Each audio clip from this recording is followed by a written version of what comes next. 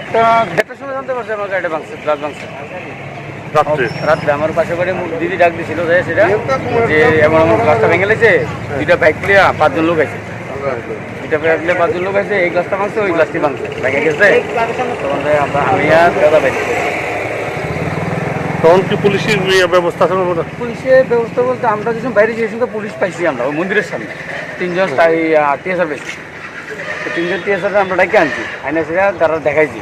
তো আমরা তো থানার সামনে আসছিলাম, এদিকে দেখছি না তো কোনো বাইক যাইতে, বাইক যেতে দেখছে না তারা। বাইকটা একবার দিদিরে জিগেলাম, টিএসআরটি জিগাইছে দিদিরে যে কোন সময় ভাঙছে, তো টাইমটা জিগাইলাম। বাইকটা ওইখানে ভাঙিয়া এই থেকে আবার ঘুরে গেছে, তো ওই দিয়ে গেছে না, কিন্তু তারা দেখবো কীভাবে এদিকে যদি যাইতো তাহলে টিএসআর দেখলো, ওই দিক থেকে ওই দুটা ভাঙিয়ে এবার এরিয়ে ব্যাক করে গেছে। কি কারণে হতে পারে বলে মনে করেন? কী কারণে এটা তোরা কীভাবে করছে, কী কারণে করছে এটা তো আমরা জানতাম না, তোরা ভেঙে গেছে।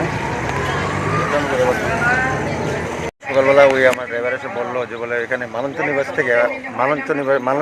বিচ থেকে আমরা কুমারী ডিলার সিঁড়ি অবধি গাড়িগুড়ি ভাঙা।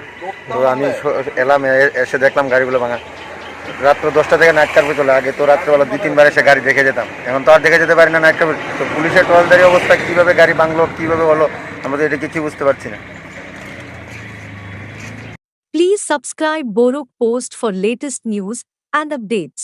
Follow Borok Post in borokpost.com, Facebook and Twitter.